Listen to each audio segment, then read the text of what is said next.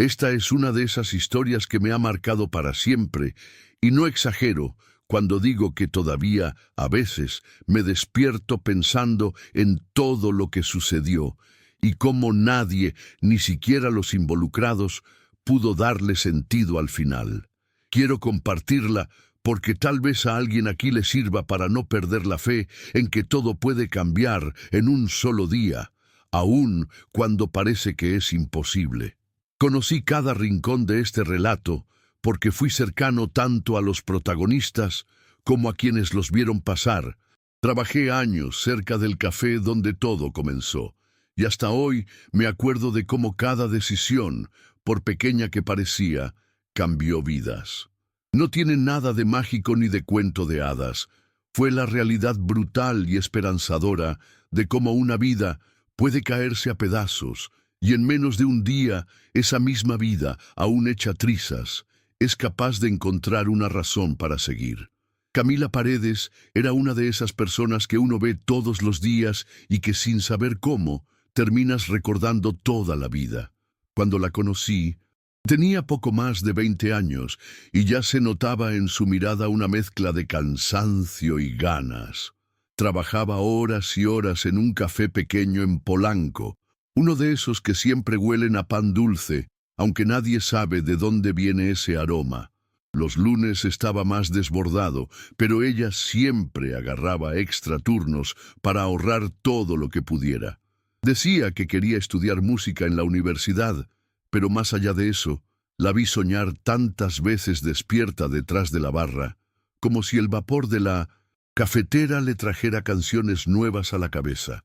En su departamento, o más bien habitación, porque era solo un cuartito arriba de la cocina, con una sola ventana que daba a un patio angosto donde solo cabía la ropa tendida, llevaba una vida apretada entre libros de teoría musical y la lista de deudas pegada con cinta en la puerta del refrigerador. El dinero nunca alcanzaba, pero decía que con tal de poder tocar el piano algún día, todo valía la pena, aunque fueran solo 15 minutos al día, antes de dormir. La gente del barrio la quería, pero Camila tenía también esa tendencia involuntaria a confiar en quienes no debía. Así fue como conoció a Eduardo Santamaría.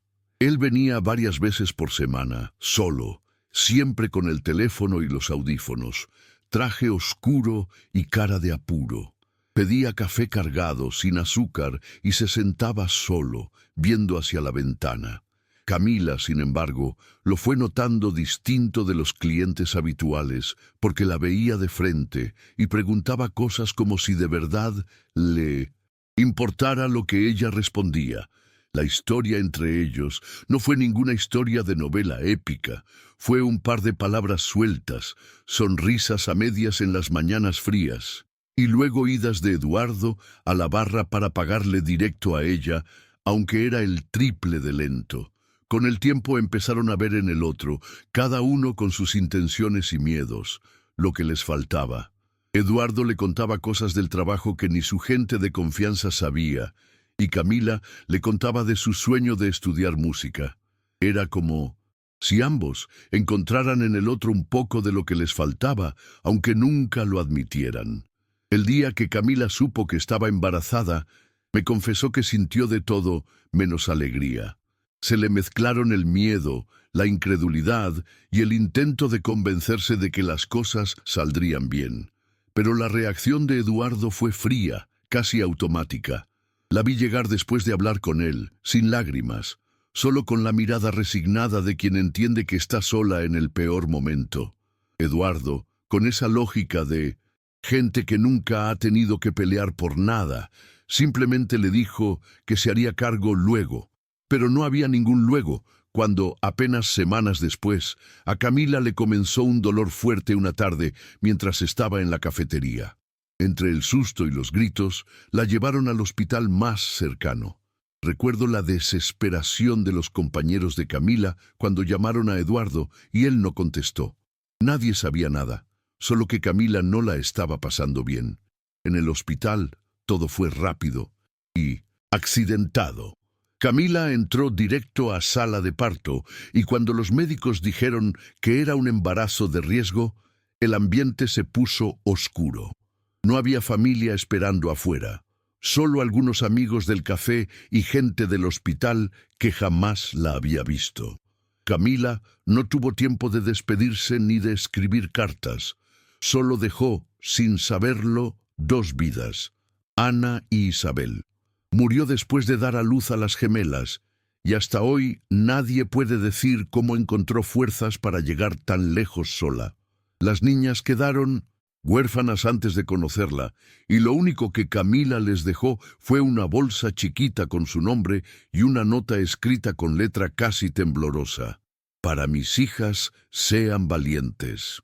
Nadie sabe exactamente qué le pasó a Eduardo ese día, solo que, según rumores, cuando supo que Camila había muerto, salió del trabajo sin decir nada, en total silencio. Las niñas se quedaron en el hospital hasta que un hombre, Ramiro, el chofer de Eduardo que toda la vida lo acompañó a todas partes, fue enviado por el propio Eduardo con instrucciones que solo puedo describir como inhumanas. Deseo que no sepa nadie de esto. Ramiro nunca había desobedecido una orden en sus décadas de trabajo, pero cuando llegó al hospital y vio a las gemelas en las cunas, decidió que no podía cumplir con lo que le pedían. Así que en la madrugada las tomó y buscó dónde dejar a 2 bebés que no tenían a nadie. Esos detalles me los contó el propio Ramiro, con lágrimas en los ojos y la voz entrecortada. No pude, me dijo. Eran solo niñas. Las dejó afuera del orfanato Santa Esperanza con una manta y la nota de Camila. Se alejó rápido, pero no sin antes mirar atrás y prometer que si algún día podía ayudar, lo haría. En el orfanato, Ana e Isabel crecieron juntas y solas dentro del sistema, pero siempre unidas bajo ese vínculo que solo los hermanos gemelos tienen, esa conexión mudada a fuerza de ser el único refugio que se tienen el uno al otro.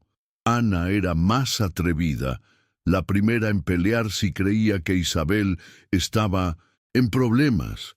Isabel, más callada, la que leía y guardaba los secretos. Desde pequeñas supieron que su historia era distinta. Se preguntaban por sus padres cada vez que veían llegar a otros niños mayores con cartas o regalos de parientes, aunque ellas nunca recibieron ni una visita. Vivían en un cuarto pequeño para las 2, y las cuidadoras juraban que nunca lloraban si estaban juntas, pero que cuando las separaban se volvían inconsolables. Pasaron los cumpleaños y las fiestas siempre con los mismos rostros del orfanato, hasta que ya a los 14 años las cosas empezaron a cambiar. Fue Ana la que un día de invierno encontró el pequeño baúl oxidado debajo de la cama vieja, donde ninguna de las cuidadoras se molestaba en revisar. Adentro, 2 pulseritas con sus nombres, una hoja suave pero desteñida, la nota de Camila y una foto vieja de la mamá, sonrisa leve, ojos intensos. No había más datos, pero para las 2, ese hallazgo fue una especie de mapa del tesoro. Tenían madre, tenían pasado, y aunque el presente fuera gris, había algo de donde agarrarse. Ese mismo día, Isabel, que siempre había sido más de pensar que de actuar, propuso buscar respuestas. ¿Qué tal si salimos a preguntar sobre mamá? Tal vez alguien la recuerde. El orfanato no permitía salidas sin permiso, pero Ana ya estaba decidida. A escondidas, pidieron ayuda a una de las cocineras que a veces salía a comprar pan, y esa tarde, con corazones desbocados, escaparon rumbo al barrio donde nació Camila. Las horas siguientes están grabadas como una película que nunca pudieron pausar. Recorrieron las calles preguntando en el café por Camila, mostrando la foto antigua a quien quisieran escuchar. Muchos la recordaban. Otros solo se encogían de hombros, pero una señora de cabello blanco en la panadería cercana les relató. La muchacha del piano, sí, era buena gente, pero se fue muy pronto. Dicen que el papá de las niñas era un hombre importante, de aquí cerquita. Lo que siguió fue una mini investigación de adolescentes en busca del padre perdido. Anotaron nombres en un cuaderno, escucharon chismes y casi por azar, alguien mencionó a un tal Eduardo Santamaría, dueño de varios departamentos. Lo encontraron en internet y la sola idea de buscarlo les provocaba vértigo. Mientras las gemelas vagaban con un sobre de preguntas apilándose sobre los hombros, Eduardo vivía en su mundo de rutinas marcadas y silencios estrictos. Ya era un hombre acostumbrado a guardarse las emociones, a sobrevivir con la culpa empacada y sellada, como guardando la respiración esperando que la memoria doliera menos. Se había casado 2 veces, nunca encontró consuelo en ninguna pareja, y nunca había contado lo de las gemelas a nadie. En el trabajo era implacable, pero en el fondo la pregunta lo atormentaba. ¿Dónde estarán?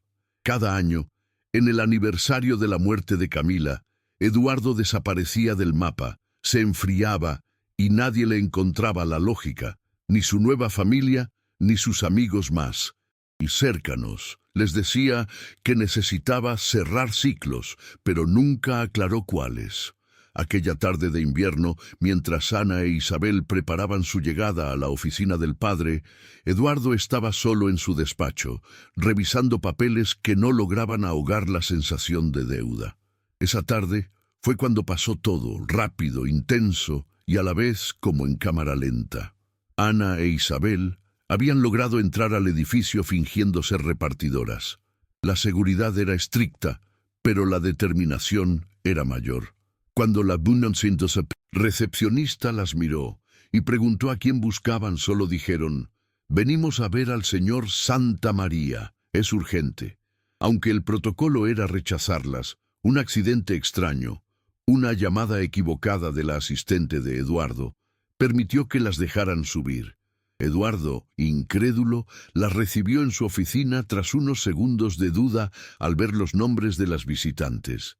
Cuando vio la foto de Camila en sus manos, lo invadió una mezcla rara de terror y esperanza, como si el tiempo le exigiera respuesta por fin. Ana, con voz cortada pero firme, sacó la nota doblada por los años y se la extendió. Isabel apenas balbuceó el nombre de su madre. Lo que pasó después nunca nadie lo explicó bien. Eduardo palideció, sudor en la frente, las manos temblando hasta el punto que hasta el asistente pensó en llamar a un médico. Se quedó mirando a las gemelas, idénticas a la última foto de Camila que traía guardada en la cartera, sudando frío al enfrentarse con el pasado hecho carne. En pocos segundos intentó decir palabra y no pudo. Se desmayó azotándose contra la alfombra. Las chicas, asustadas, llamaron a gritos ayuda, y la oficina se llenó de gente. Nadie entendía nada, pero cuando Eduardo volvió en sí, supo que todo había cambiado. Ana, al ver tanta agitación, comenzó a sentirse mal también. Respiraba raro, se mareaba, y al rato cayó al suelo entre convulsiones. Fue una escena de pánico absoluto. Llamaron a una ambulancia y los 3 terminaron en el hospital. Todo esto sucedió en menos de 2 horas, y apenas estaban comenzando a entender la dimensión real de lo que tenían enfrente. Hasta hoy, no hay quien pueda decir con exactitud qué fue lo que provocó esas reacciones, si fue la impresión, el miedo, el alma partiéndose en 2, o simplemente el cuerpo diciendo basta ante tanto peso guardado. El diagnóstico fue sorpresivo. Ana tenía insuficiencia hepática y necesitaba un trasplante cuanto antes. Los médicos dijeron que no había tiempo, había que actuar ya. Eduardo, todavía aturdido, preguntó si podía ser donante. Isabel solo lloraba, repitiendo que no quería volver al orfanato, que ya no podía perder más familia. Eduardo se sometió a las pruebas y, para sorpresa de todos, era compatible. Sin mucho tiempo para digerir nada, aceptó donar parte de su hígado. Fue todo en un mismo día: el reencuentro, la revelación del parentesco, el caos y la posibilidad de salvarle la vida a la hija a la que nunca había querido reconocer ni cuidar. Ramiro, el chofer, fue el único que entró a la sala de espera a abrazar a Isabel, repitiendo que todo saldría bien. Ese fue el día más extraño en la vida de tres personas perdidas. Juntos, por accidente o destino, compartían operación, miedo y esperanza en un mismo hospital. La operación salió bien, y después de horas en las que solo se escuchaban relojes y suspiros, Ana despertó. Eduardo seguía dormido por la anestesia, e Isabel no dejaba de mirar a su hermana, repitiendo en voz baja: «Ya se va a poner bien, ya se va a poner bien». Nadie dijo palabras bonitas, ni hubo reconciliaciones grandilocuentes. Solamente hubo miradas rotas, manos apretadas y la sensación de que, aunque la familia podía ser un conjunto de pedazos rotos, todavía podían armar algo entre ellos.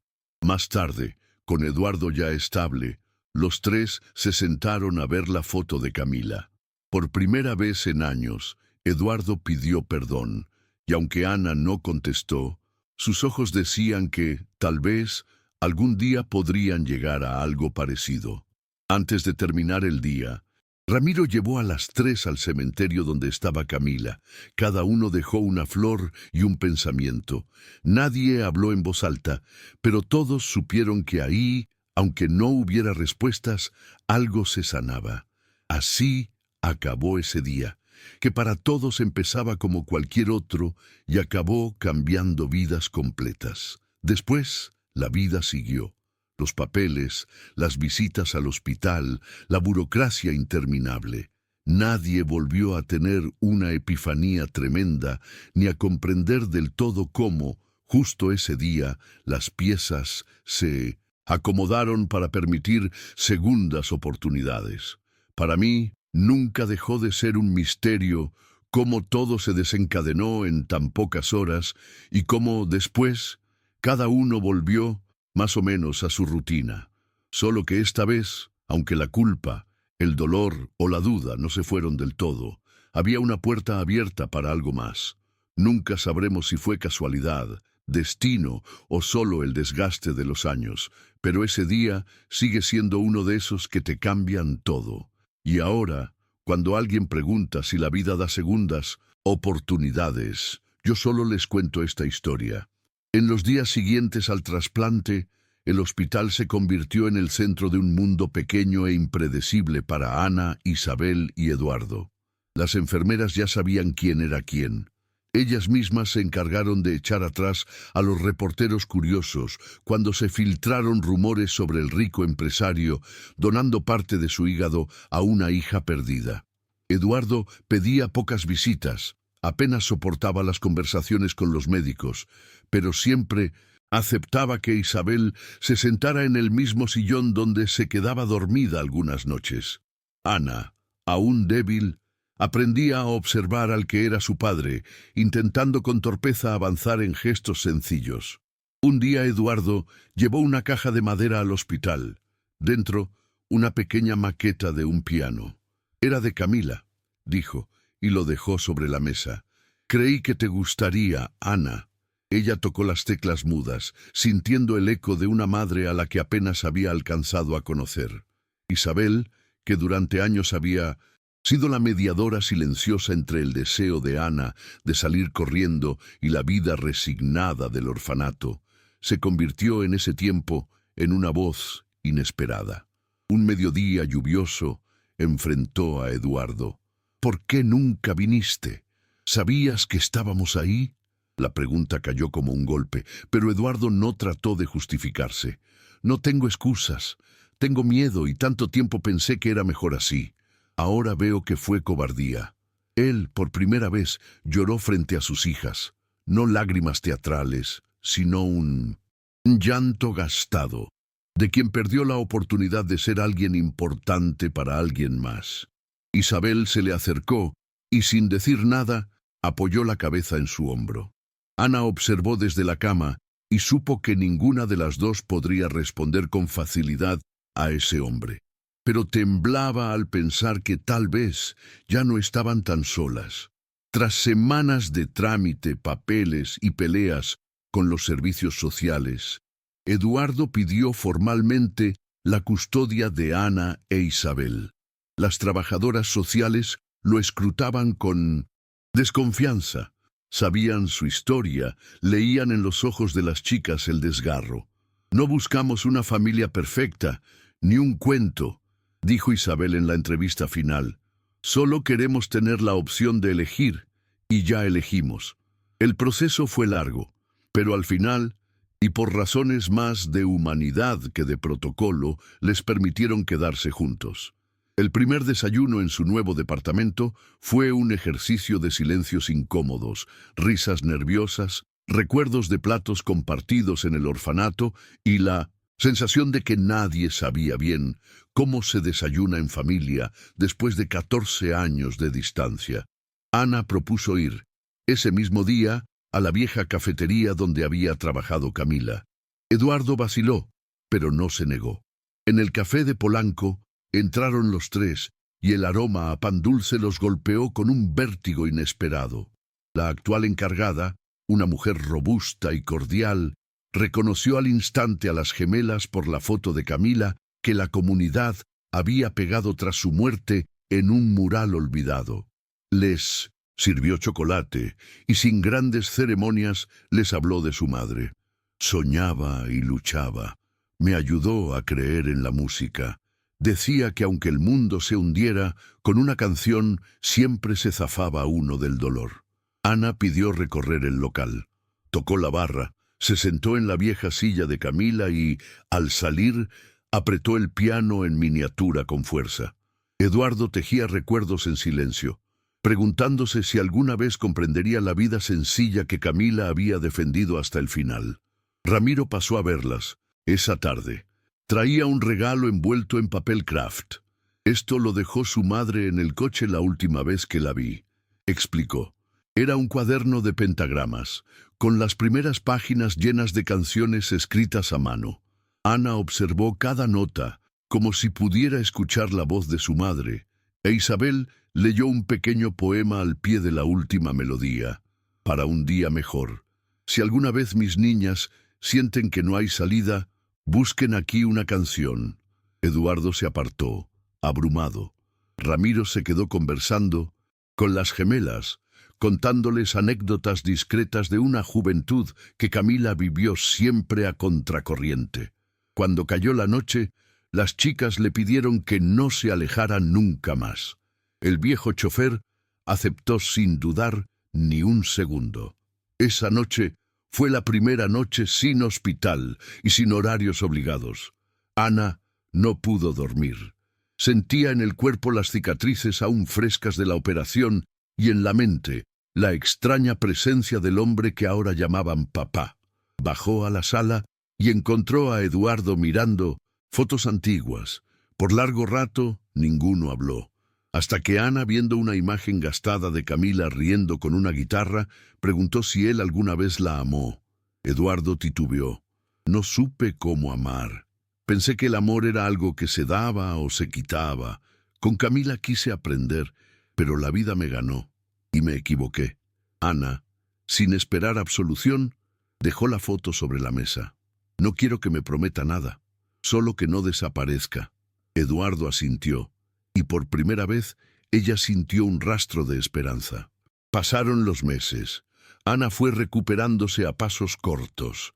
Isabel entró a un nuevo colegio, descubriendo que el mundo afuera del orfanato era menos predecible, pero lleno de oportunidades desconocidas. Ana, en cambio, decidió tomar clases de música en la Casa de Cultura del barrio. Al principio dudó. Se sentía impostora con su cuaderno antiguo y la historia pegada a la piel. La profesora, al enterarse de su procedencia, le ofreció tocar en el Festival de Invierno. Isabel asistía a cada ensayo, tomando notas, alentándola en todo. La relación con Eduardo era llena de pasos torpes, desayunos donde no siempre sabían qué decir, pero donde aprender a compartir los silencios se volvió parte del trato inconsciente para reconstruirse. Isabel, la más callada, comenzó a escribir un cuaderno propio. Allí anotaba frases que escuchaba, recuerdos, sensaciones nuevas. Una tarde se animó a mostrarlo a Eduardo. Él, que siempre había temido la fragilidad de sus hijas, leyó despacio. A veces creo que la familia no se construye de la sangre, sino de la insistencia de quedarse. Aquí seguimos todos, con ganas de inventar una historia mejor. Le dio gracias, con la voz quebrada. Decidió proponer a las chicas un viaje. Visitar la ciudad donde creció Camila, buscar su vieja escuela de música, tratar de cerrar los huecos de la memoria. El viaje fue incómodo, pero lleno de hallazgos. Visitaron el colegio donde Camila aprendió sus primeras notas. Isabel fotografió las aulas y Ana pidió sentarse al piano polvoriento del salón principal. Tocó una melodía de su madre y por primera vez Eduardo lloró sin contención frente a sus hijas, aceptando la vulnerabilidad como ruta para empezar de nuevo. Visitaron también la casa de la infancia de Camila, donde una vecina anciana las recibió y les habló de la alegría obstinada de la joven, de cómo siempre compartía dulces y canciones. Ana entendió en esos espacios que, aunque la historia fuera trágica, estaba sembrada de afecto y luchas pequeñas. Su regreso, Eduardo propuso algo insólito. ¿Y si intentamos vivir juntos todos en la vieja casa de Camila? Está algo descuidada, pero quizá ahí se pueda empezar algo. Ana dudó. Isabel se entusiasmó. Ramiro se ofreció a ayudar con las reparaciones, y entre pinturas torcidas y muebles viejos, los tres comenzaron a darle nueva vida al hogar abandonado. Las tardes se llenaron de risas, de desacuerdos sobre el color de las paredes, de canciones a medias que Ana inventaba al piano. Por primera vez, la idea de familia se hacía espacio más allá del dolor pasado. Con el paso del tiempo, Ramiro se volvió un abuelo postizo, siempre presente con historias y consejos sabios. Isabel empezó a escribir artículos pequeños para un sitio web de jóvenes huérfanos, contando su historia con nombres cambiados, buscando ayudar a otros a no perder la esperanza. Ana fue aceptada en la universidad para estudiar música, y su primer recital fue una tarde lluviosa, igual que el día en que encontraron a Eduardo. Tocó la melodía de Camila, y la audiencia, que no conocía toda su historia, aplaudió de pie. Eduardo grabó el concierto en su teléfono, enviando luego el video a todos los viejos conocidos de Camila como señal de una vida que, contra todo pronóstico, aún seguía adelante. Isabel, por su parte, se atrevió a escribir una carta para Camila, que leyó en voz alta junto a su tumba tiempo después. No te conocimos, pero aprendimos de ti cada día, de tus notas y tus silencios, de tu capacidad de amar, aunque el mundo no te diera una segunda oportunidad. Hoy somos familia, rota, insegura, pero nuestra. Ana abrazó a Isabel y juntas tomaron la mano de Eduardo. Al irse, los tres prometieron visitarse, a sí mismos y a Camila, cada vez que sintieran que la vida se les desarmaba. Esa rutina se volvió un nuevo ancla. Las heridas no desaparecieron, pero aprendieron a caminar con ellas. Eduardo reconstruyó su relación con Ramiro, y ambos se apoyaron en la crianza de las chicas. Las celebraciones, aunque pequeñas, tenían un sentido distinto. Navidades sin opulencia, pero rebosantes de gratitud. Cumpleaños donde la única tradición era compartir una canción nueva de Ana y un relato escrito por Isabel. Si bien el pasado nunca se fue del todo, el futuro ya no era solo una promesa imposible. Una tarde cualquiera, sentados en la vieja sala, Ana preguntó en voz baja, ¿creen que mamá estaría orgullosa? Eduardo miró a sus hijas, buscó dentro de sí y respondió, creo que estaría feliz de vernos juntos, y que por fin entendimos que la vida se reconstruye, incluso cuando parece que ya no hay nada. Isabel sonrió, cerrando su cuaderno. Mamá decía que toda canción merece un puente. Quizá estos somos nosotros, el puente. Afuera llovía, y al fondo, el piano de Camila repicaba una melodía esperanzada. la promesa de que, aún entre escombros, la familia es posible otra vez. La rutina de ese otoño era tranquila, con el rumor de la ciudad distorsionado por las paredes de la casa restaurada. Ana sumergía las tardes en el piano, trabajando en un ciclo de canciones inspiradas en las viejas melodías de Camila, mientras Isabel continuaba llenando páginas de su cuaderno. Una tarde de domingo, Eduardo dejó el periódico a un lado y propuso salir al parque. Ese día, entre la brisa tibia, Ana se animó a tocar para unos desconocidos junto a una fuente. Al principio, el temblor en sus manos traicionó los nervios, pero cuando cerró los ojos y tocó, la música llenó el aire. Isabel, a distancia, grababa el momento. Cuando terminaron, una señora mayor se acercó. «Eso era de tu madre, ¿verdad?». Ana asintió y, al regresar a casa, se sintió valiente por primera vez en mucho tiempo. Era como si, con cada nota, reconstruyera un poco de la ausencia que Camila les había dejado. Los días siguientes trajeron a la casa una mezcla de nostalgia y determinación. Ana recibió una invitación para tocar en una audición de jóvenes talentos. Eduardo la acompañó, con cierta torpeza de padre novato, mientras Isabel preparaba palabras de aliento escritas en papelitos que luego dejaba ocultos en el estuche del piano. Durante el ensayo general, Ana se detuvo abruptamente al ver a su padre entre el público. Era la primera vez que tocaba sabiendo que alguien la escuchaba con amor. Aunque la audición no fue perfecta, el director la felicitó y le ofreció un lugar en un pequeño ensamble de música urbana. Esa noche, Eduardo le sirvió chocolate caliente y, sin querer, confesó: «Nunca imaginé sentirme tan orgulloso ni tan nervioso a la vez». Isabel sonrió de medio lado y se prometió a sí misma hacer algo especial para celebrar el nuevo comienzo de su hermana. Con los meses, la casa de Camila fue llenándose de voces y objetos nuevos. Plantas creciendo en la ventana, cojines de colores elegidos entre discusiones y risas, un cuadro pintado por Isabel apoyado en la pared del comedor. Ramiro pasaba cada sábado, llevando pan dulce y relatos sobre las antiguas calles de la ciudad. A veces, traía cartas de antiguos clientes del café que recordaban a Camila. Un día, llegó una carta sin remitente, solo firmada con una G. Decía: «Tu madre me enseñó a no rendirme. Espero que sus hijas nunca lo olviden». Isabel, inquieta, decidió investigar quién era esa persona. Propuso salir con Ana y juntas empezaron a visitar los lugares favoritos de Camila. Recolectaron historias, reconstruyeron fragmentos de la vida de su madre y poco a poco dejaron de temerle al silencio que las rodeaba sobre sus orígenes. Una tarde de diciembre, Isabel recibió respuesta de un mensaje que había dejado en un foro sobre historias del café de Polanco. La escritora era una tal Giselle, quien había compartido la barra con Camila una temporada. Las chicas la visitaron en una pequeña librería.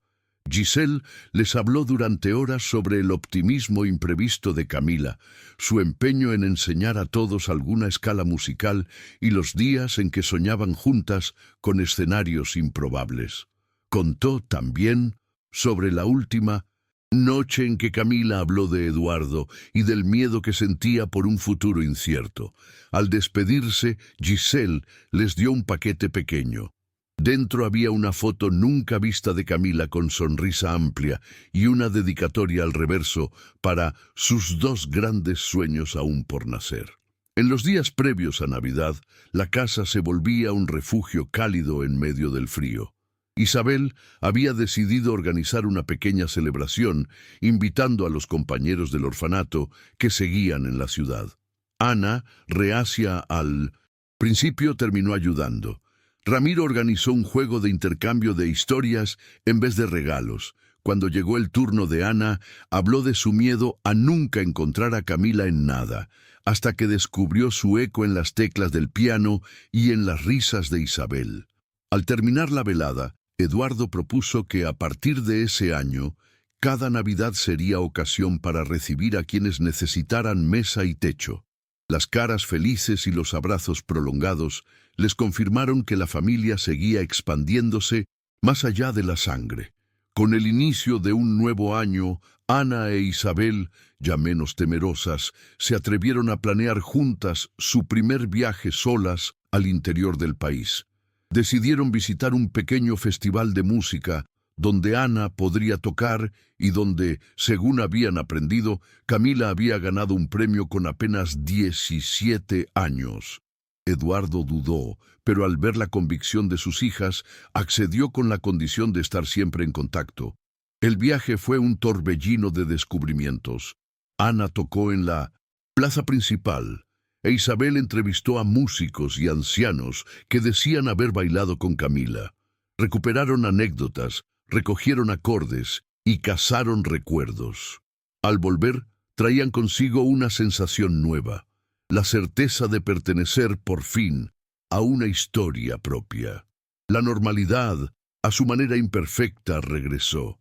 Ana continuó ensayando con el ensamble, adaptándose a trabajar en equipo, a ceder protagonismo a nuevos amigos. Sufría los tropiezos usuales, compases mal aprendidos, ensayos frustrantes, dudas sobre su lugar en el escenario y fuera de él. Eduardo, por su parte, comenzó a asistir regularmente a terapia. Quería aprender a hablar de Camila sin huir, a decirle a sus hijas lo que sentía sin que la culpa lo anclara en el pasado. Ramiro lo acompañaba y, juntos, retomaron el hábito de caminar por el barrio, cada vez menos jefe y empleado, cada vez más compañeros en el arte de remendar afectos. Isabel, en su afán por tender puentes, organizó una reunión con antiguos cuidadores del Orfanato Santa Esperanza. Invitó a sus viejos amigos. Algunos ya no vivían en la ciudad, otros llegaron con su propia familia. La casa se llenó de risas conocidas. Una de las cuidadoras, Carmen, le entregó un estuche con cartas nunca abiertas, correspondencia dirigida a ellas que por errores de burocracia o protección excesiva nunca llegó a sus manos.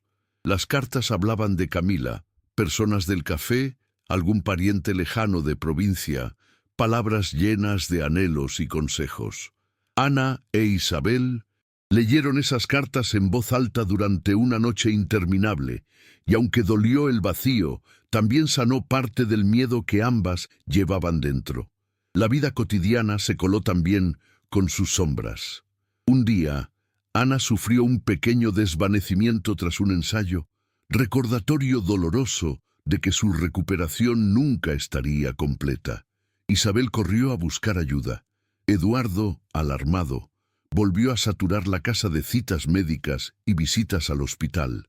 Ana, sin embargo, se negó a dejar de tocar. El médico fue claro. Debía aprender a cuidarse, a escuchar su cuerpo, a reconocer límites. Aquello obligó a la familia a adaptarse, a entender que el temor a perderse podía invadirlos de nuevo, pero que juntos podían hacerle frente. Isabel escribió un relato sobre ese miedo invisible, y al publicarlo en la web, recibió decenas de mensajes de otros jóvenes que también aprendían a vivir con cicatrices. Meses más tarde, Eduardo organizó una velada especial en la casa, una noche de piano. Invitó a amigos, colegas, antiguos conocidos de Camila, todos reunidos bajo la premisa de que cada uno podía traer una canción o historia que significara algo. Ana, temblorosa pero decidida, tocó la melodía inédita de Camila, la única que había reconstruido completa a partir del cuaderno de pentagramas. Al terminar, nadie aplaudió por unos segundos. Todos escuchaban todavía el eco de la ausencia, ahora llenado por nuevas notas. Isabel leyó su relato sobre la familia y el puente. Eduardo, abrumado, ofreció un brindis. Brindemos por Camila, por las segundas oportunidades y por no tenerle miedo al amor, aunque nos haya dolido. La noche culminó con el regalo inesperado de Ramiro. Había restaurado una vieja grabación donde Camila tocaba y cantaba para el café. El sonido, tembloroso pero reconocible, se coló en la casa. Ana e Isabel se abrazaron, sabiendo en ese instante que hay ausencias que nunca se llenan, pero sí pueden habitarse con dignidad y esperanza. Eduardo lloró, esta vez sin vergüenza. Al terminar la grabación, todos supieron que esa familia, escasa, incompleta, imperfecta, había encontrado su modo propio de sobrevivir. La vida siguió abriéndose en posibilidades. Ana fue invitada a participar en un concurso nacional de jóvenes músicos. Eduardo la acompañó a todas las etapas y aunque el resultado no fue el esperado, un tercer lugar y una mención honorífica, el viaje fortaleció a los tres. Isabel escribió una crónica del proceso y la compartió en la web, donde fue leída por quienes años antes nunca las hubieran encontrado. Ramiro fue con ellas, animando a Ana a confiar en su talento, aunque a veces sintiera que no era suficiente. A la vuelta, celebraron con una comida sencilla, recordando que lo importante era la constancia, no los triunfos inmediatos. Veranos de lluvia trajeron otras preguntas. Parecería que ahora, con la estabilidad, dolía menos, pero también se hacía visible la fragilidad de los lazos. Un día, Ana encontró a Eduardo sentado en el porche, pensativo. Se sentó a su lado y después de largo silencio le preguntó si temía perderlas. Eduardo admitió que sí, que la culpa lo seguía y que aún luchaba por creerse digno de una segunda oportunidad. Ana, mirándolo fijo, le aseguró que el dolor no se iría pronto, pero sí había espacio para elegir el presente. El abrazo que compartieron, torpe y contenido, fue el primer intento real de sanar entre los dos. Hacia finales de año, Isabel recibió la propuesta de compilar los relatos de su blog en 1900. Un libro pequeño, ilustrado por Ana y editado por una editorial independiente. El proceso fue largo y lleno de dudas, pero terminó siendo una experiencia reparadora. Entrevistar, recopilar, elegir qué contar y qué callar. Cuando por fin tuvieron los primeros ejemplares, organizaron una lectura pública en la misma librería de Giselle, donde Camila había sido recordada. Eduardo, Ramiro, los amigos del orfanato y hasta la señora del café se hicieron presentes. Ana tocó al final una de las canciones, y todos comprendieron que ese acto, aunque simbólico, cerraba un ciclo de búsqueda y dolor. Llegó el invierno, y con él el aniversario de la muerte de Camila. Ana, Isabel, Eduardo y Ramiro visitaron la tumba, llevaron flores y un cuaderno. Esta vez escribieron entre todos una carta nueva, llena de recuerdos, agradecimientos y promesas.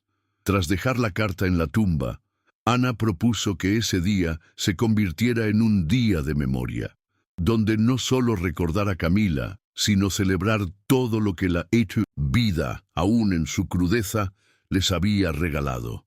Volvieron a casa caminando bajo la lluvia, con la certeza de que cada uno, a su forma, seguía aprendiendo a amar, a perdonar y a mantenerse de pie.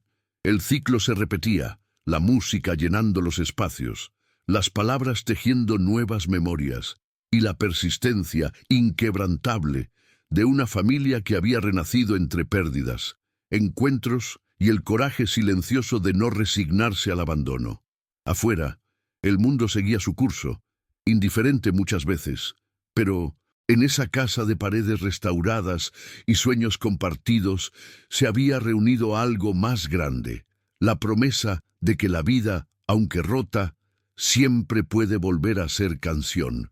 El invierno traía consigo la promesa de nuevos comienzos, y en la pequeña casa ya restaurada, ese año se vivía con una intensidad inédita. Ana, en pleno ascenso en su carrera musical, pasaba largos ratos al piano, componiendo nuevas piezas que a menudo dejaba resonar en toda la casa. Era como si las notas brotaran del pasado, uniendo lo que alguna vez estuvo separado.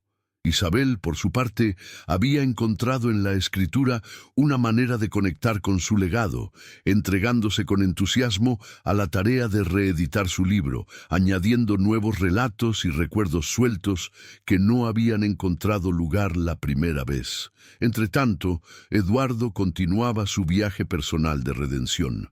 Había comenzado a asistir a talleres de redescubrimiento personal y, como un gesto hacia sus hijas, decidió dejar de lado su ocupada agenda empresarial para dedicarles más tiempo. Aquella decisión marcó la pauta para un año lleno de exploración conjunta y redescubrimiento familiar. En un intento por construir nuevas memorias, propuso hacer un viaje a la playa, un lugar que Camila solía mencionar en sus notas como uno de sus refugios preferidos. El viaje se convirtió en una aventura repleta de momentos inolvidables. Desde largos paseos por la orilla del mar hasta conversaciones despreocupadas bajo la luz de las estrellas, cada día consolidó un poco más los lazos que tanto les había costado formar. Ana tocando su guitarra junto a la hoguera y Eduardo rompiendo su habitual reserva para contar historias de sus propios tiempos juveniles, fueron momentos que quedaran grabados en su memoria. Isabel, siempre observadora, no perdió oportunidad de plasmar cada vivencia en un diario que esperaba, algún día, compartir con el mundo. Mientras tanto, Ramiro, quien se mantenía como una figura constante en sus vidas, había aceptado la propuesta de mudarse con ellos de manera permanente. Con el tiempo se había convertido en un pilar indiscutible en la dinámica familiar, ofreciendo un tipo de estabilidad y sabiduría que todos habían llegado a valorar profundamente. Además, implicaba que nunca más volverían a enfrentar un reto sin su apoyo incondicional. La experiencia en la playa les permitió regresar a casa con una perspectiva renovada. El regreso al hogar inauguró una época en la que la prioridad sería abrirse a nuevas experiencias. Ana se volcó a experimentar con estilos musicales diferentes, fusionando géneros e inspirándose en historias antiguas para darles un toque moderno. Esta exploración culminó en una invitación para colaborar con uno de los músicos más reconocidos de la escena local, una oportunidad que poco tiempo atrás solo imaginaba en sueños. Isabel, animada por los relatos que surgieron durante el viaje, se aventuró a escribir su primera novela. Se centraba en la historia ficticia de una joven familia intentando encontrar el equilibrio en un mundo incierto, una narrativa que, aunque envuelta en ficción, estaba íntimamente ligada a sus vivencias personales. Sus textos, aunque fuera en un universo paralelo, reflejaban los retos y oportunidades que había enfrentado junto a su hermana y a su padre. Mientras las hermanas se sumergían en sus respectivas pasiones, Eduardo se abría también al mundo de la fotografía. Adquirió una vieja cámara de fotos que se había encontrado en una venta de garaje y empezó a capturar la cotidianidad de su entorno. Sus intentos por inmortalizar momentos fugaces, aunque distante de su previa experiencia empresarial, le ofrecieron una nueva forma de expresión que nunca antes había explorado. Conforme avanzaba el año, la familia comenzó a tejer una rutina donde el pasado coexiste con un presente prometedor. Todos los domingos, Ramiro cocinaba una receta especial, tradición que aseguraba que la mesa siempre estuviera llena de historias compartidas. En cada ocasión se fortalecía un sentido de pertenencia que corroboraba que, aun cuando el viaje hubiera sido áspero, cada uno había encontrado en el otro un apoyo insustituible. Finalmente, un paso significativo fue dado por Eduardo cuando se animó a buscar a la familia distante de Camila. Este reencuentro se soldó mediante una reunión en casa, donde los parientes redescubiertos aportaron gratos recuerdos que llenaron los huecos vacíos en la historia familiar. En el transcurso de la tarde, entre risas tímidas y miradas de complicidad, Compartieron álbumes con fotografías amarillas por el tiempo y relatos que hasta entonces ni Ana ni Isabel podían imaginar. En el transcurso del siguiente año, todo aquel esfuerzo por reencontrarse con el legado de Camila consolidó el sentido de comunidad entre ellos. Una comunidad que había crecido no solo entre líneas de un pasado que ahora se puede hojear en un cuaderno, sino también en un presente hecho de sueños nuevos construidos sobre bases firmes. Para Ana, Isabel y Eduardo, construirse como familia fue un proyecto que les reveló no solo las herencias de sufrimiento, sino también las posibilidades de libertad y amor compartido. Y en cada rincón de su renovada casa resonaba la melodía que día a día alentaba sus vidas a seguir reconstruyéndose. El verano trajo consigo una brisa cálida que llenaba las tardes de la casa de música y risas. Aunque llena de desafíos, la familia había crecido junta, como el entramado de una canción que se va afinando con el tiempo. Ana había aceptado la colaboración con el renombrado músico local, lo que la llevó a pasar más tiempo en el estudio de grabación. Los primeros días estaban llenos de nervios y dudas, pero poco a poco se ganó su lugar, aportando su esencia única a cada pieza. Aquella asociación no solo le aportó experiencia, sino también un nuevo grupo de amigos con quienes compartir su pasión. Isabel, entretanto, se dedicaba a su novela con un fervor inusual. Cada palabra la conectaba más con su historia personal, y supo entonces que escribir era su forma de sanar, de dialogar con un pasado que, aunque doloroso, estaba lleno también de ternura y deseo de seguir adelante. Su valentía y sus letras atrajeron la atención de una pequeña editorial que, impresionados por la crudeza y la esperanza que impregnaba cada página, le propusieron publicar el manuscrito en el otoño. Eduardo, con un entusiasmo que nunca antes había experimentado, encontró en la fotografía un refugio. Sus imágenes capturaban el mundo desde una nueva perspectiva, revelándose a través del lente una sensibilidad que había mantenido oculta. A menudo, sus hijas se convertían en el tema principal de sus fotos, sintiéndose ahora parte de una historia que él también ayudaba a escribir. Sus esfuerzos por mantenerse conectado con el legado de Camila sirvieron de puente para unir a la familia de manera más profunda y auténtica. Mientras las oportunidades fluían con facilidad inesperada, surgían a diario desafíos de otra índole, las inseguridades del pasado, el temor a no ser suficiente y la dificultad de confiar plenamente en el futuro. A pesar de esto, cada miembro de la familia encontró maneras de sobreponerse, apoyándose mutuamente en cada paso. Ramiro seguía siendo esa figura constante y sabia que, con una mirada o un gesto, podía restablecer la calma en medio de cualquier tormenta que amenazara con romper la armonía recién descubierta. El lanzamiento del libro de Isabel resultó ser un evento más grande de lo que cualquiera de ellos hubiera imaginado. Gente de toda la ciudad acudió a la presentación, fascinados por el relato de una historia de resiliencia y amor entrelazado con una profunda reflexión sobre la familia y el perdón.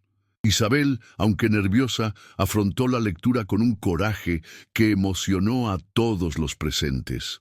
Las palabras, impregnadas de toda la verdad que había sido capaz de verter en las páginas, lograron tocar a muchos que la escucharon. Por su parte, la alianza musical de Ana trajo consigo varias oportunidades de actuación en vivo. Fue en una de esas noches, bajo un cielo lleno de estrellas y luces que iluminaron su entusiasmo, que ella experimentó el verdadero poder de la música para conectar corazones más allá de las palabras. La familia asistió a apoyar con orgullo incondicional. Incluso Eduardo, con lágrimas fugaces en los ojos, sintió que estaba viviendo un sueño que alguna vez consideró imposible para él y sus hijas. El paso de las Estaciones demostró que lo único constante en sus vidas era el cambio, y con cada estación pasaba una nueva revelación que daba más color y textura al tapiz que habían tejido juntos. Isabel decidió emprender un nuevo proyecto, escribiendo relatos basados en las historias que sus lectores compartían con ella, permitiéndole comprender que todo el mundo tiene una historia digna de ser contada. Ana continuó desarrollándose como artista, llevando consigo el legado de su madre en cada nota que tocaba. En una tarde tranquila, mientras las hojas caían suavemente sobre el patio, Eduardo decidió organizar una reunión familiar extendida. Invitó a los miembros de la familia que recién había encontrado, creando la oportunidad de compartir juntos no solo los relatos del pasado, sino también los sueños para el futuro.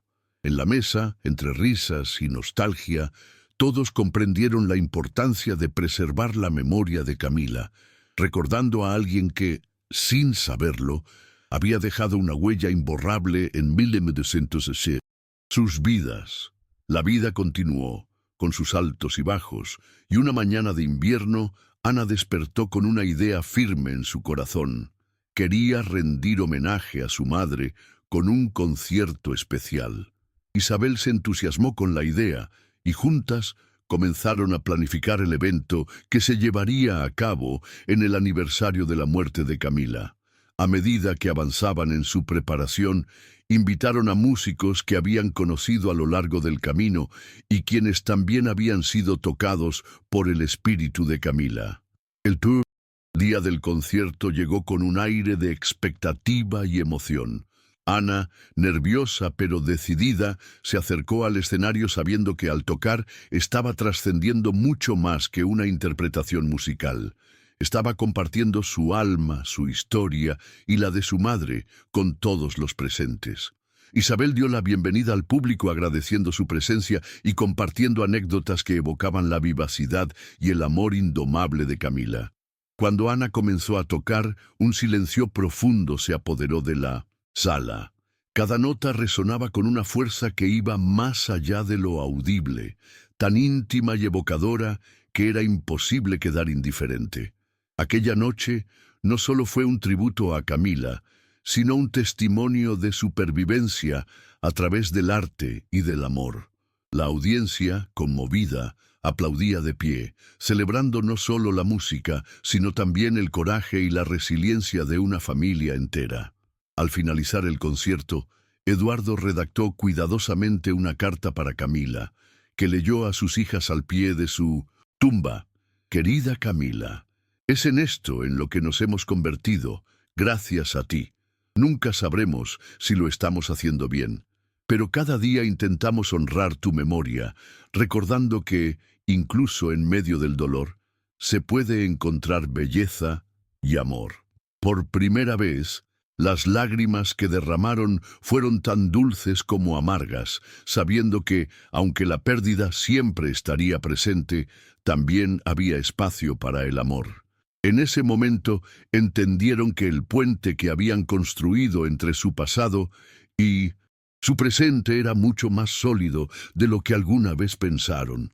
El ciclo de la vida dio paso a nuevas rutinas llenas de amor compartido, desafíos superados y un respeto constante por todo lo que habían logrado y todo lo que aún estaban por descubrir. El delgado hilo de la esperanza, siempre presente, les recordaba que incluso en los días más oscuros, el amor y la música los guiarían siempre hacia un lugar seguro. La historia de Ana, Isabel y Eduardo se había transformado en una sinfonía de segundas oportunidades y ellos, juntos, habían aprendido a abrazar todas las notas, las dulces y las dolorosas, que seguirían componiendo su futuro.